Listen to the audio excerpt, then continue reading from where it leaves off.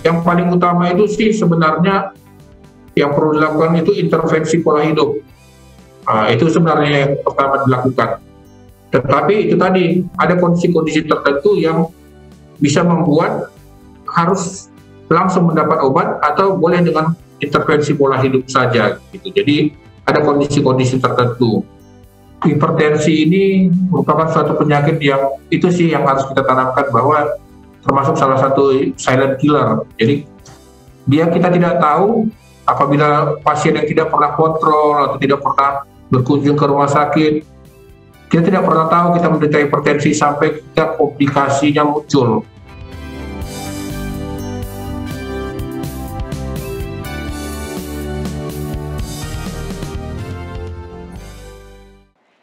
Sering datang tanpa bilang-bilang, tanpa gejala. Hipertensi disebut juga sebagai silent killer. Banyak orang yang tidak merasakan gejalanya, tahu-tahu diperiksa tekanan darahnya tinggi. Bahkan setelah mengetahuinya, banyak juga yang tidak menyangka bahwa hipertensi adalah kondisi yang perlu ditangani dengan serius. Kita akan pelajari lebih lanjut mengenai hipertensi tetap di Total Health.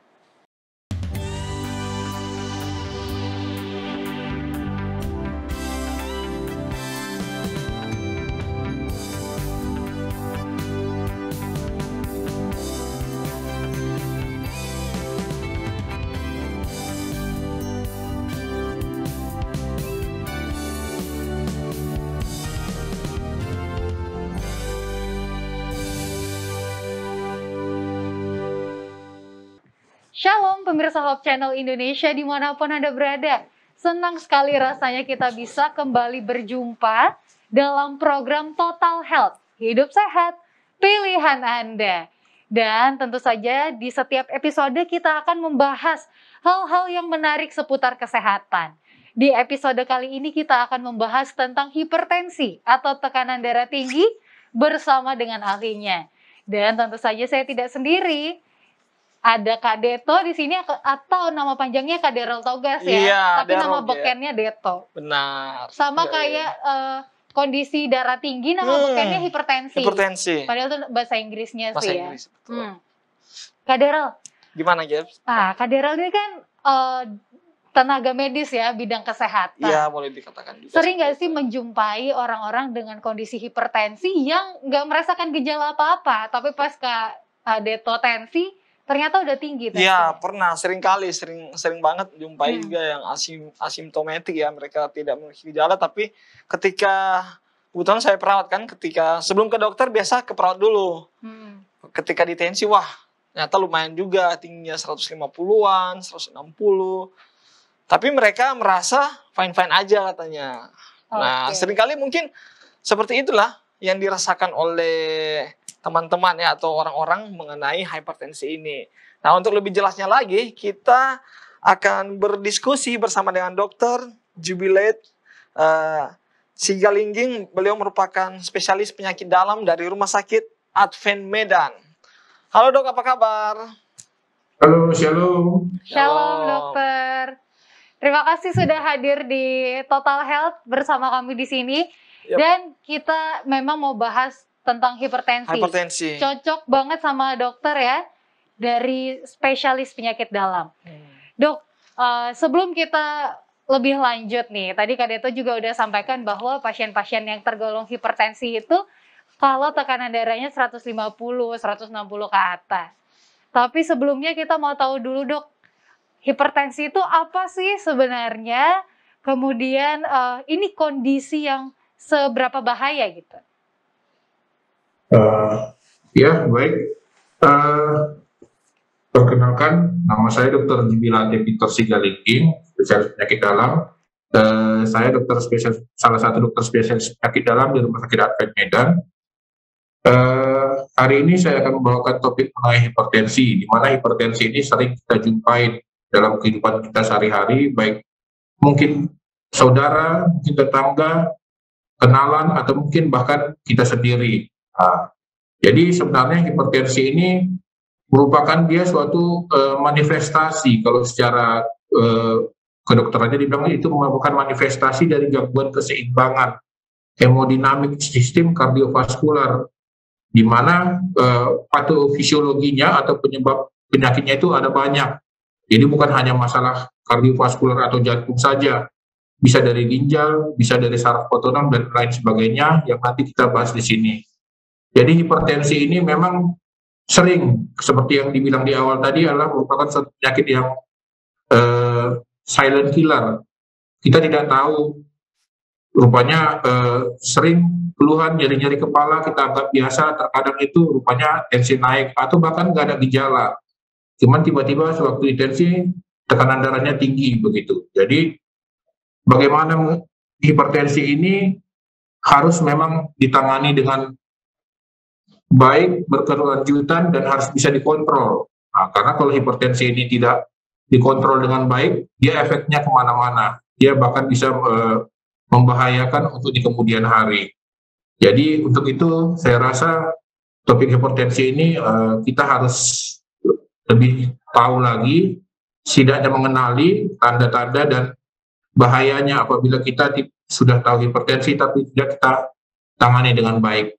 Jadi demikian pengantar dari saya untuk masalah hipertensi ini. Untuk selanjutnya nanti dapat kita bahas di acara ini. Terima kasih. Oke, dokter. Terima kasih untuk mengantarnya ya. Jadi memang menjelaskan pada kita bahwa hipertensi ini juga adalah kondisi yang perlu ditangani secara serius. Nah, Dok, secara definisi, dan mungkin nanti dokter juga bisa jelaskan klasifikasinya. Kapan sih seseorang itu didiagnosis atau dinyatakan memiliki hipertensi atau tekanan darah tinggi? Baik, boleh juga di-share slide-nya? Iya, silakan, Dok.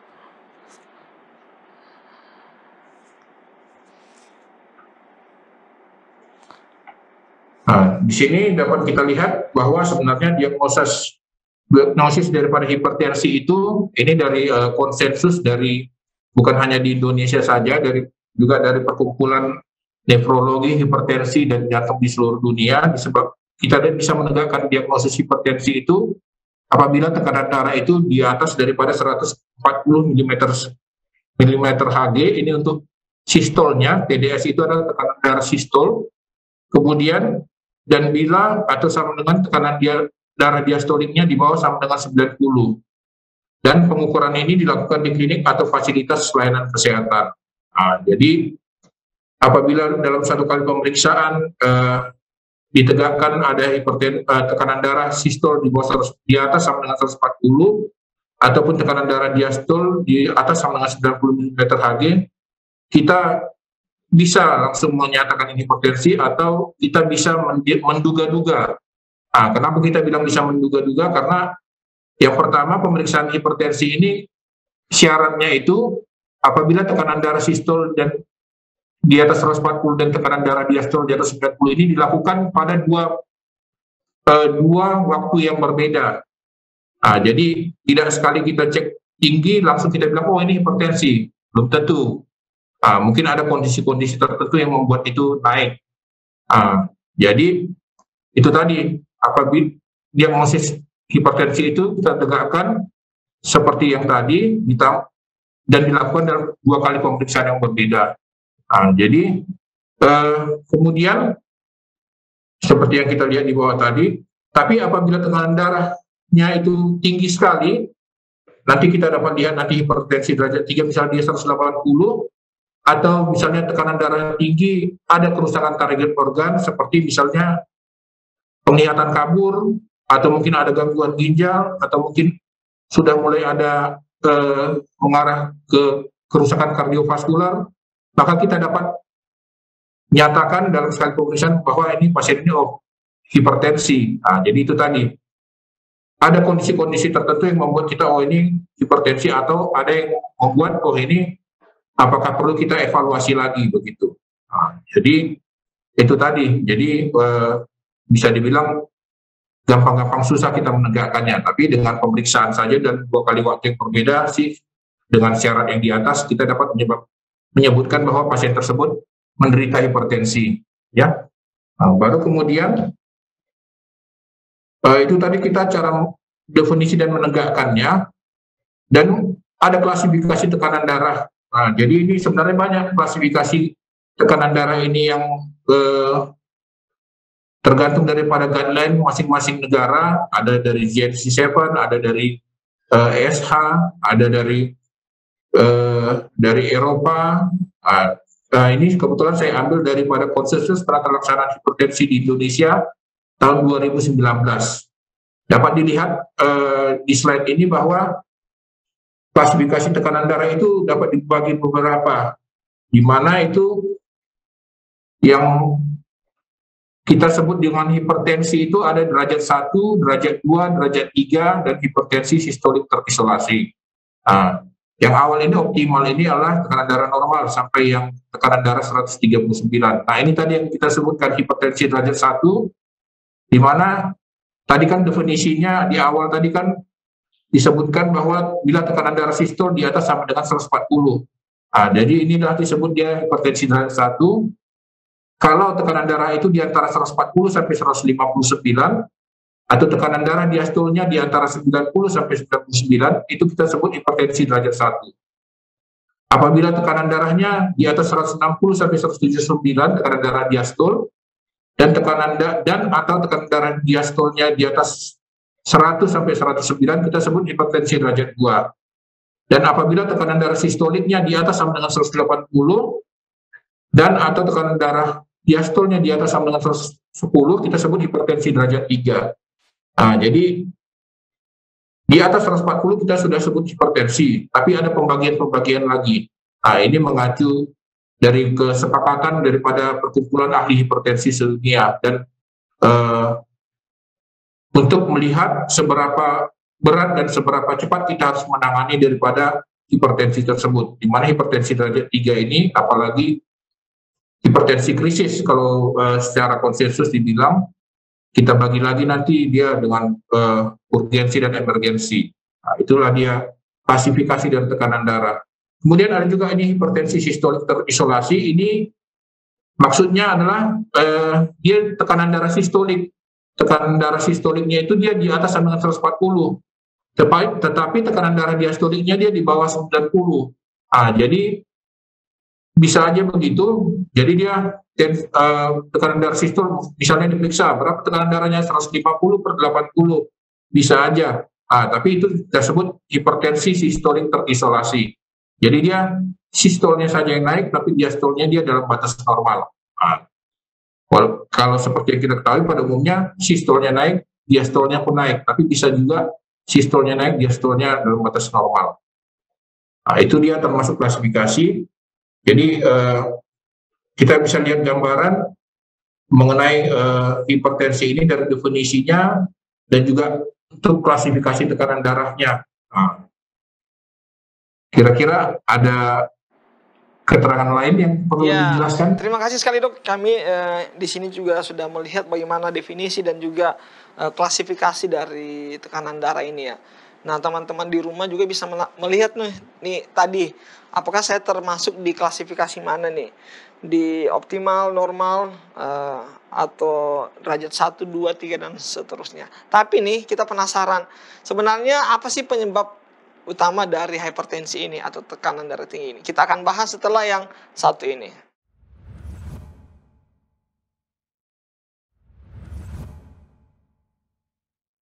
Ya, kita kembali lagi dalam acara Total Health, hidup sehat, pilihan Anda. Bersama dengan kami, Gaby, dan juga saya, dan juga ada Dokter Jubil. Beliau merupakan spesialis penyakit dalam dari Rumah Sakit Advent Medan.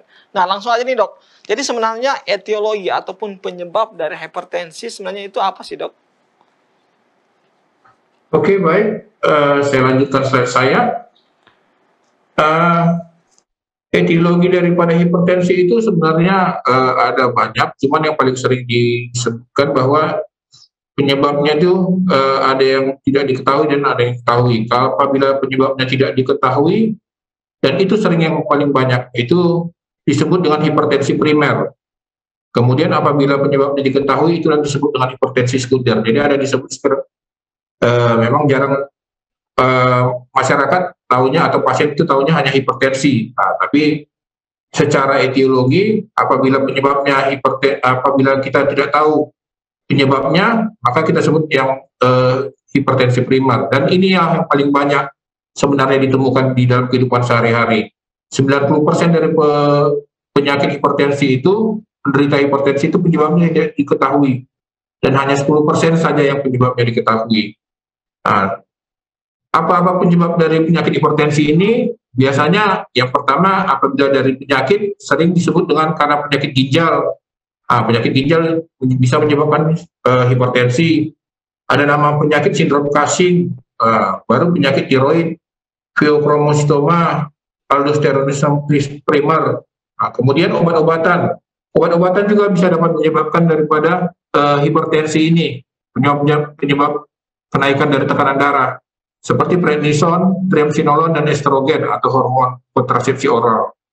Makanan juga bisa dapat menyebabkan, yaitu sodium dan etanol alkohol. Jadi ini adalah beberapa, sebenarnya banyak lagi yang lain, cuman saya ambil yang umum-umum, yang orang agak sering dengar begitu, yang dalam kehidupan sehari-hari, yang bisa menyebabkan daripada hipertensi sekunder. Jadi itu dia etiologinya, walaupun ini hanya 10% daripada semua dari hipertensi yang ditemukan dalam masyarakat. Kemudian hipertensi ini juga dapat penyebabnya sangat banyak, ya. Dan tidak bisa hanya kita sebutkan karena hanya jantung saja, karena hanya ginjal saja, tidak. Jadi ada banyak faktor-faktor yang saling keterkaitan yang dapat menyebabkan daripada hipertensi ini. Jadi saya ambil yang 4 faktor yang paling mendominasi yang dapat menyebabkan terjadinya hipertensi ini, yaitu seperti adanya peranan dari para volume intravaskular, di mana volume yang meninggi, tekanan pasti menjadi tinggi, dapat menyebabkan terjadinya hipertensi. Kemudian peranan daripada kendali saraf otonom, ada saraf otonom kita, yaitu yang dapat mempengaruhi daripada kontraksi daripada jantung. Semakin tinggi dia, peningkatan kontraksinya akan bisa menyebabkan daripada peningkatan tekanan darah. Kemudian peranan daripada renin, angiotensin, aldosteron yang di ginjal juga bisa dapat menyebabkan daripada peningkatan tekanan darah. Kemudian peran dari dinding vaskular pembuluh darah itu juga bisa menyebabkan peningkatan tekanan pembuluh darah, di mana apabila dinding vaskular itu mengeras atau sering arteriosklerosis, itu kan otomatis dia kurang fleksibel untuk apabila ada terjadi peningkatan dari tekanan di tubuh. Jadi sering itu dapat menyebabkan terjadinya peningkatan daripada tekanan darah. Jadi ini ada 4 faktor yang mendominasi yang saya ambil, yang paling umum yang bisa dapat menyebabkan terjadinya hipertensi pada pasien. Kemudian ini saya ambil daripada ESC atau ESH 2018, di mana apabila kita dalam kehidupan sehari atau mungkin pergi ke klinik atau mungkin pergi ke rumah sakit melakukan tekanan darah, dapat kita lihat apabila kita masing-masing lihat bahwa tekanan darah kita optimal, di bawah 120/80, itu kan tadi dapat kita lihat di slide atas, itu optimal. Bukan berarti kita tidak bisa kena hipertensi. Apabila pola hidup kita terganggu, ya nanti bisa jadi juga kita akan kena hipertensi. Jadi disarankan paling tidak setiap 5 tahun kita ukur tekanan darah kita. Apabila tekanan darahnya di atas 120/129 atau 80/84, saran daripada guideline ESC atau ESH ini, ukur tekanan darah setiap 3 tahun, paling sedikit. Kalau bisa lebih sering ya lebih bagus. Kemudian apabila tekanan darah normal tinggi, yaitu 130/139, tekanan darah sistolik dan tekanan darah diastoliknya 85/89. Yang pertama itu kita pikirkan apakah ini suatu hipertensi terselubung. Jadi sudah harus lebih sering kita lakukan pemeriksaan tekanan darah, yaitu kita ukur tekanan darah setiap tahun, atau ada namanya pengukuran tekanan darah di rumah atau ABPM atau HBPM, ambulatory blood pressure. Nah, jadi ada dia pemeriksaan tekanan darah di rumah. Walaupun kita jarang mendengarnya kalau di Indonesia, di luar negeri dia paling sering ininya. Kemudian apabila dari pemeriksaan darah kita misalnya sewaktu di puskesmas atau di rumah sakit, tekanan darah kita di atas sampai dengan 140/90, atau yang tadi sudah masuk stage 1 atau stage 2 atau stage 3, maka kita seperti yang saya bilang tadi, kalau dia masih 140/90, boleh kita kontrol ulang, kita konfirmasi. Nah, itu dia tadi. Jadi satu kali pemeriksaan kita juga masih belum langsung bilang oh ini hipertensi, kita evaluasi lagi sekali lagi. Boleh di rumah atau mungkin juga di fasilitas klinik kesehatan yang lain dalam waktu berbeda. Begitu. Jadi itu tadi langkah-langkah daripada untuk kita menegakkan diagnosis hipertensi dan menyingkirkan. Karena itu tadi mungkin 140/90 mungkin karena kondisi tertentu. Bisa aja dia sewaktu di tensi dia baru lari-lari, atau mungkin dia ada kondisi tertentu begitu. Jadi sewaktu pertama dia diperiksa sebelum-sebelumnya, dengan catatan sebelum-sebelumnya dia tidak pernah tekanan darahnya di atas sama dengan 140/90 ya. Jadi sewaktu diperiksa tinggi belum tentu kalau hipertensi, nggak begitu. Nanti kita anjurkan dalam pertemuan selanjutnya coba tensi ulang, tapi dalam kondisi yang lebih tenang, lebih aman. Jadi apabila dia normal, berarti kita bisa bilang oh ini masih belum hipertensi. Nanti balik lagi tadi kita ukur tekanan darah setiap berapa waktu begitu. Baru kemudian apabila dia memang tetap dia atau bahkan lebih tinggi daripada nilai 140/90 ini, berarti kita sudah bisa tegakkan pasien itu dengan diagnosa hipertensi. Demikian. Jadi ini saya rasa etiologi, patogenesis, dan penapisan dan diagnosa daripada hipertensi. Saya mengambil yang mudah-mudahan bisa dimengerti lah untuk masyarakat awam. Baik dokter, terima kasih. Cukup jelas ya Kak Dito ya? Benar banget. Iya, dan bagaimana sih kalau seseorang tekanan darahnya sudah 130 ke atas atau mungkin 140 ke atas, apa yang harus dilakukan? Apa aja sih dok yang harus dilakukan atau tata laksananya seperti apa?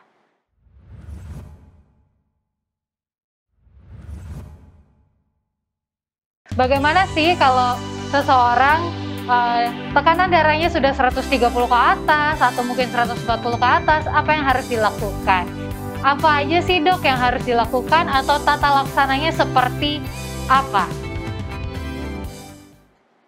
Baik, apabila sebenarnya bukan hanya untuk karena kan hipertensi ini termasuk dari salah satu sindrom hipermetabolik. Jadi seperti hipertensi, diabetes itu kan termasuk dalam sindrom metabolik.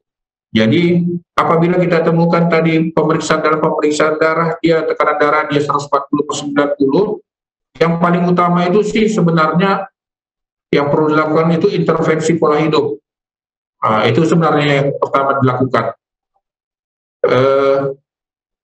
Tetapi itu tadi nanti dapat kita lihat di bawah ada kondisi-kondisi tertentu yang bisa membuat ini harus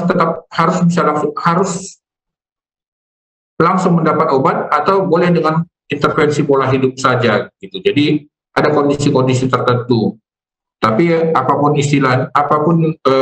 kondisinya, tetap dengan pemberian obat pun intervensi pola hidup itu tetap yang paling di atas dia daripada penataran hipertensi ini. Jadi dapat kita lihat di sini penataran hipertensi itu ada 4, kita lihat secara garis besarnya, yaitu tadi intervensi pola hidup, berapa batas tekanan darah untuk inisiasi obat, dan berapa target pengobatan tekanan darah yang mau kita capai. Kemudian apakah dengan tekanan darah begini pasien sudah harus dapat obat atau bagaimana? Ini dapat kita lihat, saya ambil ini daripada Hypertension Guidelines dari SC SH 2018. Dapat kita lihat di sini di mana tekanan darah normal atau tinggi ini belum kita sebut hipertensi, tapi kita sebut tadi tekanan darah normal tinggi. Nah, tetap dapat kita lihat baik tekanan darah normal tinggi, hipertensi derajat 1, derajat 2 ataupun derajat 3, yang paling atas itu tetap intervensi gaya hidup. Nah, itu dia yang paling utama, dan tetap nanti dikombinasikan dengan obat-obatan juga. Jadi walaupun pasien sudah makan obat-obatan, tetap pola hidupnya harus dijaga. Nah, tidak bisa hanya obat-obatan saja, pola hidup tetap makan tidak dijaga, olahraga kurang, nah, itu kurang bagus. Jadi harus kombinasi dia daripada dua pemeriksaan penata laksanaannya. Jadi dapat kita lihat apabila dia tekanan darah normal tinggi ini, boleh dengan intervensi gaya hidup, obat masih boleh kita tunda sementara karena dia pun kan masih belum masuk ke dalam kategori tadi di atas 140/90. Nah, tapi kalau dia pasien dengan tekanan darah normal tinggi ini, dia dengan resiko sangat tinggi dengan penyakit kardiovaskular, terutama penyakit jantung koroner. Nah, ini sudah harus kita pertimbangkan untuk pemberian obat gitu. Jadi kalau faktor komorbidnya tidak ada, boleh dengan intervensi gaya hidup saja untuk mencegah terjadinya hipertensi. Tapi kalau dia sudah ada masalah di jantung, penyakit jantung koroner misalnya, itu harus sudah langsung kita berikan obat begitu. Kemudian apabila hipertensi derajat 1, dapat juga kita seperti tadi juga hampir mirip juga dengan yang tekanan darah normal tinggi. Tapi kalau dia sudah hipertensi derajat 2 dan derajat 3, ini menurut guideline ini disebutkan bahwa kita harus segera menginisiasi obat, dikombinasikan dengan intervensi gaya hidup. Jadi setelah diberikan obat dan intervensi gaya hidup ini, sebenarnya dalam pemberian obatnya itu kita evaluasi itu 3 bulan. Baru kita lihat apakah obat ini dosisnya perlu kita naikkan atau kita pertahankan atau bagaimana. Itu dia evaluasinya dalam 3 bulan. Jadi gitu dia intinya. Sudah kita kombinasi. Jadi paling utama itu memang intervensi gaya hidup, baru kemudian obat-obatan. Jadi bukan pengobatan hipertensi itu bukan obat-obatan dulu atau hanya obat-obatan saja, tidak. Tetap intervensi gaya hidup itu yang paling utama. Ini alur pemberian obat yang saya ambil dari JAMA, Jurnal Amerika, tapi ini tahun 2003, di mana ini sudah agak lebih sudah agak lebih spesifik lagi karena sudah ada golongan obat-obat yang diberikan. Jadi dari tapi tetap juga paling utama dapat kita lihat di slide ini. Yang paling atas itu dari penata laksanaan hipertensi Jurnal Amerika ini, lifestyle modification, pola hidup tetap paling atas. Jadi apabila dengan lifestyle modification dia tekanan darah tidak tercapai di bawah 140/90, dapat diberikan obat-obatan, obat-obatan awal. Jadi dapat disini bagi mereka hipertensi dengan compelling indication atau dengan yang tanpa compelling indication, dan obat-obatnya ada di bawah. Saya rasa untuk masyarakat awam obat-obat ini bisa dilihatlah nanti di obat-obatnya, mungkin yang selama ini dikonsumsi apa, bisa dilihat yang masuk yang mana, begitu. Jadi inilah pilihan-pilihan obat untuk yang dari Jurnal Amerika ini. Jadi dilihat dia kondisinya, dilihat dia lifestyle modification, dilihat pemberian obat, begitu. Dan apabila dia tidak tercapai dengan dosis obat yang awal, baik yang tunggal maupun kombinasi, mungkin nanti bisa dioptimalkan dosisnya atau ditambah lagi, begitu, ya. Jadi ini ada beberapa algoritma ini saya tunjukkan di sini karena memang algoritma itu berbeda-beda karena dari penelitian kemungkinan ini kan mungkin seperti luar negeri dia ras Kaukasian atau kita ras Asia, mungkin itu termasuk mempengaruhi. Sama juga seperti dari GNC 8, konsensus hipertensi yang untuk ginjal hipertensi di dunia, dari mereka ini membagi sama seperti itu juga, non black dan black. Jadi kulit hitam dan hitam, pilihan obatnya berbeda-beda. Jadi cuman masalahnya memang dari Indonesia belum terlalu ada penelitian konsensus bersama, tapi dapat kita lihat yang tadi di atas untuk ininya gitu. Jadi kita masih tetap mengikuti dari konsensus dari luar negeri kita ambil. Jadi di sini juga dapat kita lihat algoritma tata laksananya. Tetap dapat kita lihat juga yang paling atas. Kenapa saya menekankan selalu lifestyle modification? Karena itu tetap pilihan paling atas daripada terapi hipertensi ini, karena dia merupakan suatu sindrom metabolik. Jadi apapun kondisinya, apapun obatnya, tetap lifestyle modification itu adalah yang paling utama, begitu. Makanya saya tekankan berulang-ulang. Kalau untuk pengobatannya nanti mengikuti di bawah, karena kalau kondisi pola hidup tetap tidak berubah, susah untuk penanganan hipertensinya ini, begitu. Ya. Nah ini dapat dilihat di sini, saya rasa bisa dibaca saja, nggak usah saya tunjuk kemana, kan bisa kita lihat ini, di mana usia 60, tekanan darah sekian, dapat kita lihat pilihan-pilihan obatnya. Terima kasih dokter, sudah menunjukkan beberapa algoritma ya, dan intinya tadi yang menarik untuk saya adalah di atas algoritma pemberian obat, tata laksana yang diberikan kepada pasien, yang nomor satu harus dilakukan adalah perubahan pola hidup. Tentu saja kita di setiap episode Total Health ya, kita selalu membahas pola hidup yang sehat seperti apa, makanan seimbang, olahraga, minum air putih, dan yang lain-lain. Nah, tapi tentu saja ada juga obat-obatan yang dikonsumsi, dan tidak jarang orang-orang yang dengan kondisi hipertensi ini sudah kenal dekat dengan obat-obatan mereka. Ya, banyak juga obat-obatan yang terjual di pasaran. Mungkin dokter bisa jelaskan sedikit golongan obat-obat anti hipertensi. Ya, terima kasih. Sebenarnya ada banyak obat-obat anti hipertensi yang beredar di pasaran, tapi ini saya ambil beberapa golongan besar. Dan ini sebagian besar yang dipakai di Indonesia maupun di seluruh dunia, dan merupakan pilihan obat.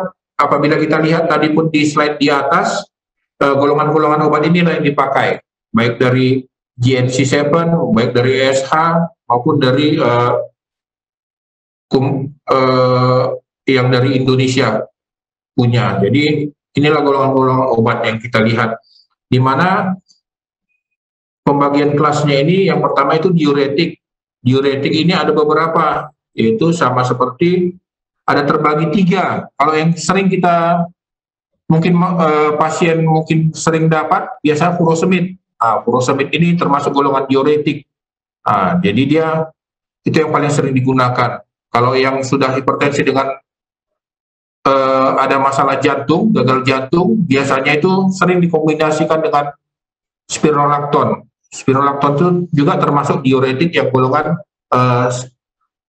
sparing kaliumnya. Kemudian ada HCT juga. Jadi termasuk yang paling sering digunakan juga ini diuretik. Kemudian yang paling sering dan pilihan yang paling utama sih sebenarnya paling banyak, paling awal kita gunakan tuh golongan daripada ACE inhibitor atau angiotensin receptor blocker atau ARB. Di mana dapat kita lihat di sini, ini kan golongan ACE inhibitor atau ARB. Obat-obatnya dapat kita baca seperti lisinopril, benzodiazepine, dan yang paling sering di Indonesia itu biasa dipergunakan kandesartan, valsartan, losartan, telmisartan. Itu yang paling sering dipergunakan. Saya rasa kalau pasien-pasien hipertensi, paling tidak salah satu obatnya itu termasuk ini kandesartan atau valsartan, itu termasuk salah satu di dalamnya, karena ini termasuk pilihan pertama. Ini yang di sebelahnya ini, sebelah kanan ini adalah efek-efek sampingnya. Jadi tidak ada obat yang tidak ada efek samping, semua ada efek samping. Jadi nanti disesuaikan. Kemudian golongan obat yang ketiga adalah beta blocker. Beta blocker ini termasuk contohnya kalau yang sering dipergunakan di Indonesia itu ialah seperti propanolol, Carvedilol, bisoprolol paling sering. Apabila ada pasien dengan hipertensi dengan masalah jantung, sama seperti spironolactone tadi, bisoprolol juga menjadi pilihan utama karena dia termasuk yang mengontrol daripada rate atau kontraksi daripada jantung. Jadi dia sebenarnya bisoprolol itu obat hipertensi, cuman karena dia kerjanya dia mengontrol irama daripada jantung, jadi sering dipakai oleh sejauh dari bagian kardiologi untuk pengobatan daripada masalah jantung dengan hipertensi, begitu. Kemudian golongan yang selanjutnya adalah kalsium channel blocker, dan ini termasuk obat yang paling sering dipergunakan. Paling saya rasa hampir semua lah kalau di Indonesia menggunakan ini. Salah satu contoh kalsium channel blocker ini adalah amlodipin. Amlodipin saya rasa kalau misalnya penonton ataupun pasien yang mengobati hipertensi pasti, oh ya amlodipin saya pernah dengar atau saya pakai gitu. Itu salah satunya contohnya. Jadi dia termasuk daripada kalsium channel blocker. Yang lain contohnya nifedipin. Nifedipin ini lumayan banyak juga dipakai. Yang agak jarang diltiazem dan verapamil. Cuman saya sini mau menerangkan mengenai efek samping daripada amlodipin ini. Paling sering dia menyebabkan daripada edema bengkak pada kaki. Jadi sering pasien datang dengan penggunaan amlodipin itu mungkin dari klinik atau dari apa, oh mungkin ini dok sudah masalah ginjal atau masalah jantung, padahal sebenarnya salah satu efek samping dari amlodipin ini apalagi pada usia tua karena dia kalsium channel blocker, jadi dia bisa menyebabkan, singkatnya dia bisa menyebabkan retensi daripada cairan, jadi bisa menyebabkan bengkak.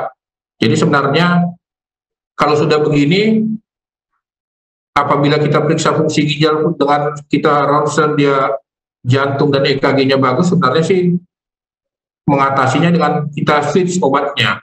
Jadi amlodipin ini paling sering kita lihat pasien datang untuk rumah sakit dengan kaki bengkak. Jadi apabila pasien dengan penggunaan amlodipin mengalami kaki bengkak, ya saya rasa bolehlah dievaluasi untuk diganti obat switch. Biasa paling sering pada pasien usia tua. Kemudian vasodilator, golongan vasodilator ini agak jarang digunakan, walaupun ada itu ya hidralazin, minoxidil, terazosin, doxazosin, dan obat-obatnya juga agak jarang tersedia di sini. Kemudian, dan yang terakhir adalah klonidin, metildopa. Ini biasa pada hipertensi pada kehamilan, gitu.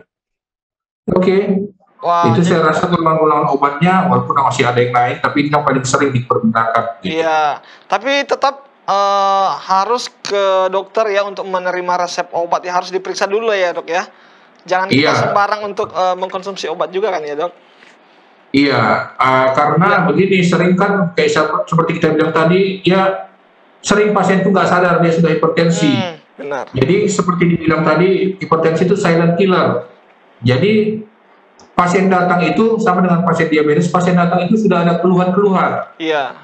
Dan yang sering dia dengan keluhan sesak, jadi sering sudah dengan kardiomegali, jadi sudah mulai kena dia kardiovaskularnya. Jadi sering ya jangan hanya makan obat saja, mungkin dia sudah berapa tahun dia bertahan, biasa dia sudah mulai sesak, kan ada obat-obat tertentu yang harus dikasih, gitu, kita sesuaikan. Jadi sebenarnya sih tetap harus kontrol. Gitu untuk apalagi untuk awal gitu. Oke, baik, terima kasih sekali dok untuk penjelasannya luar biasa, sudah menambah informasi lagi nih buat kita maupun untuk masyarakat yang menyaksikan. Oke, kita akan kembali setelah yang satu ini, kita akan membahas mengenai mitos dan fakta seputar hipertensi yang beredar sekarang ini. Tetap di Total Health.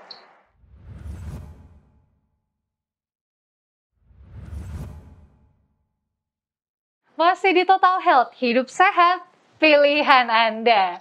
Pilihan Anda juga kalau mau tetap ada di kondisi hipertensi atau pada pola hidup yang beresiko terkena hipertensi. Nah, kita mau bahas mitos atau fakta nih. Ada 5 pernyataan yang nanti akan dijawab oleh Dr. Jubil, ini mitos atau fakta. Oke deh. Oke, langsung yang pertama dok. Mitos atau fakta, hipertensi adalah penyakit turunan? Baik, terima kasih. Memang hipertensi ini adalah merupakan penyakit genetik. Jadi kalau dibilang dia turunan, dia termasuk penyakit turunan. Cuman bukan berarti orang tuanya hipertensi, anaknya hipertensi. Apabila dia bisa menjaga pola hidup, dia bisa menjaga asupan makanan, olahraga yang teratur, sama seperti dibilang tadi, dia bisa juga istilahnya meminimalkan atau menghindari daripada hipertensi ini. Tapi kalau memang dia tidak bisa menjaga pola hidupnya, bisa dipastikan dia nanti akan menderita hipertensi. Jadi memang hipertensi, diabetes ini merupakan suatu penyakit yang genetik. Jadi begitu. Tetap kembali ke pola hidup ya, dan genetik juga adalah faktor resiko bagi hipertensi. Baik, berikutnya dok, mitos atau fakta, konsumsi garam secara berlebihan dapat memicu terjadinya tekanan darah tinggi. Ya, terima kasih. Konsumsi garam berlebihan termasuk salah satu faktor yang menyebabkan timbulnya hipertensi, begitu. Jadi itu tadi yang kita bilang, memang genetik dia mempengaruhi.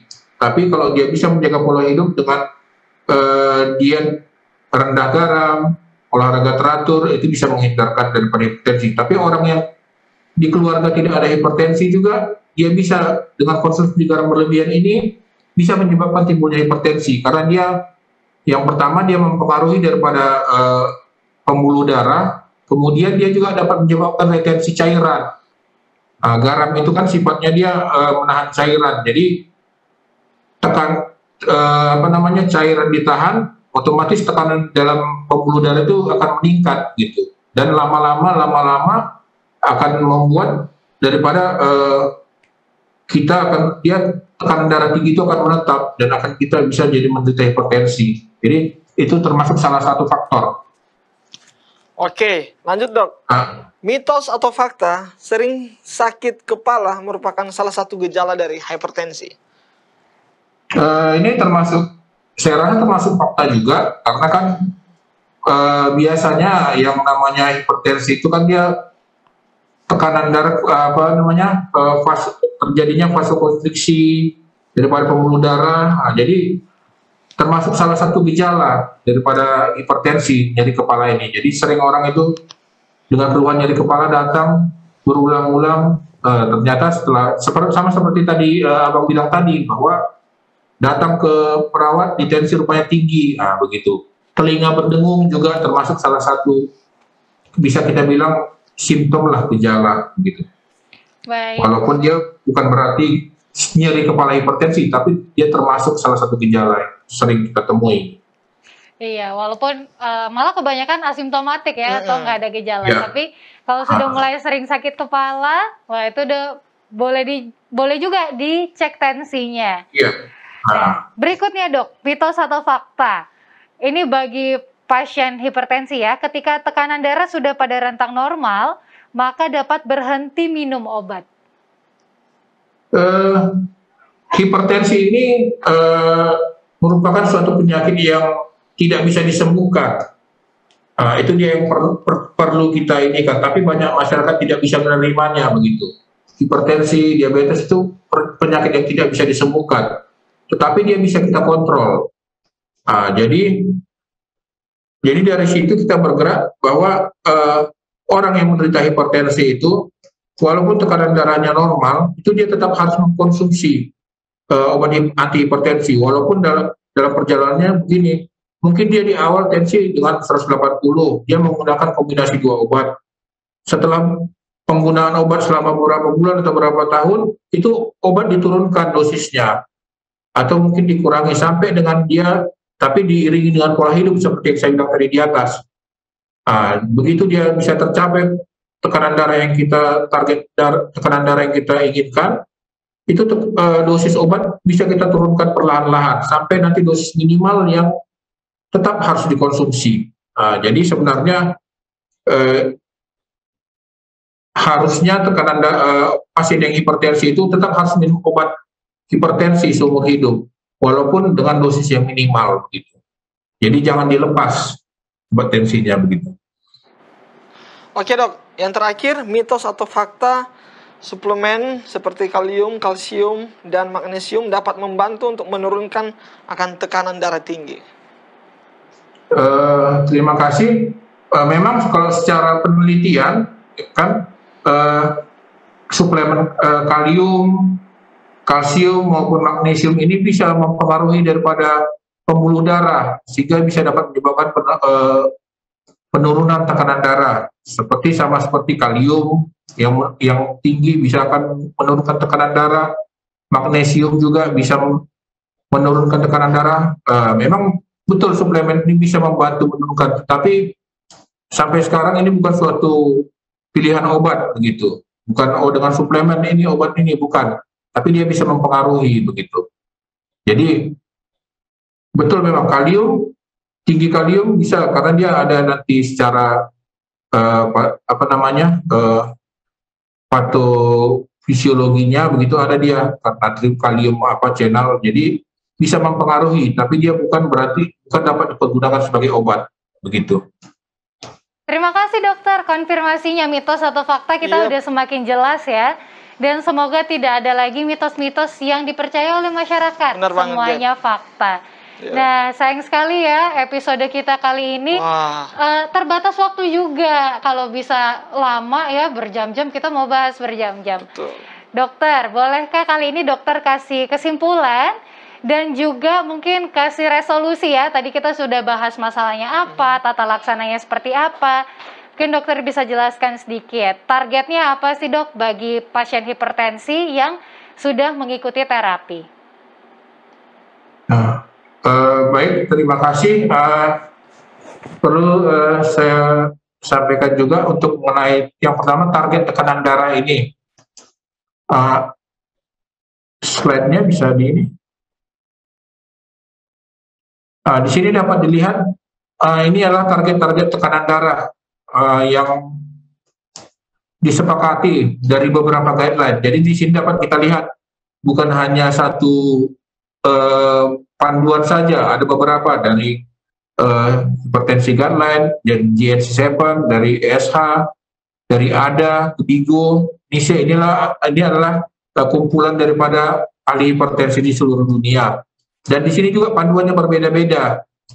Jadi tidak sama juga panduannya. Jadi apabila ada pasien-pasien hipertensi, jadi sebenarnya target-target tekanan darah yang kita capai itu tidak harus selalu normal. Jadi apabila seperti begini, dapat kita lihat yang seperti paling atas ini dari guideline hipertensi 2014, pada pasien di atas 60 tahun, apabila tekanan darahnya sudah di bawah 150/90 itu sudah merupakan target ideal. Jadi nggak harus kita capai dia di bawah 130/140, di bawah 150/90 saja sudah ideal. Jadi jangan terlalu sering pasien begitu kan, usia tua, dok kenapa tensi saya tidak bisa 120 begitu. Jadi karena targetnya pun segitu saja sudah ideal, sudah sama. Kalau dari penelitian sudah sama resiko untuk berbahayanya itu dengan yang tekanan darah normal pada usia di atas 60. Nah, dapat kita lihat juga pada yang di bawah, tapi untuk yang di bawah 60 dia di bawah 140, begitu. Jadi dalam batas tekanan darah normal. Di sini dapat kita lihat, jadi target-targetnya itu tidak sama. Di SCSH 2013 ini juga disebutkan pada populasi umum usia di atas 80 tahun sama seperti di guideline hipertensi itu 150/90, jadi tidak sama semua. Ada yang dengan CKD dengan ini CKD ini penyakit ginjal dengan ada protein uri itu harus di bawah 130. Jadi beda-beda dia target organnya ya. Jadi target tekanan darahnya. Jadi nggak selalu sama, harus dok kenapa nggak 120 begitu. Jadi jangan kenapa nggak harus begini gitu. Jadi karena memang kita mengikuti panduan ini segini aja pun tekanan darahnya itu sudah ideal begitu. Jadi itu yang mau saya sampaikan juga. Jadi jangan pasien harus 110, 120, nggak selalu begitu. Baik, terima kasih dokter penjelasannya. Jadi kalau pasien dalam terapi terus nggak mencapai angka 120, jangan panik ya. Tadi sudah dokter jelaskan. Dokter mungkin bisa, betul sekali. Dokter mungkin bisa sampaikan kesimpulan dan closing statement ya. Silakan dokter. Ya, sebenarnya sih kesimpulannya sama seperti yang tadi saya bilang, bahwa di mana hipertensi ini merupakan suatu penyakit yang itu sih yang harus kita tanamkan, bahwa termasuk salah satu silent killer. Jadi kita tidak tahu apabila pasien yang tidak pernah kontrol atau tidak pernah berkunjung ke rumah sakit, kita tidak pernah tahu kita menderita hipertensi sampai kita komplikasinya muncul, seperti stroke. Jadi sering pasien ke rumah sakit itu dengan stroke, dengan penglihatan kabur, dengan sesak napas. Padahal sebenarnya masalahnya hipertensi. Jadi anjuran kita sih sebenarnya rutin untuk check up. Baik hanya tekanan darah saja pun itu sudah termasuk satu hal yang membantu sekali. Karena dapat kita dilihat bahwa komplikasi daripada hipertensi itu juga sangat banyak. Dapat dia mengganggu kardiovaskular, menjadi gagal jantung, ke ginjal bisa, ke mata, sering pasien datang dengan penglihatan kabur, stroke, atau nyeri dada, jadi banyak dia ininya. Jadi dari komplikasi yang timbul ini dan dari yang kita lihat slide-slide di atas tadi, dapat kita simpulkan bahwa sebenarnya hipertensi ini termasuk salah satu penyakit yang berbahaya. Jadi harus segera ditangani dan harus rutin kontrol untuk pelaksanaannya, rutin minum obat. Dan kemudian yang kedua adalah bahwa kita harus menanamkan bahwa hipertensi ini tidak dapat disembuhkan, tapi bisa dikontrol. Tidak dapat disembuhkan ini kita bilang pertama, tapi lebih kita tekankan lagi, dia bisa dikontrol.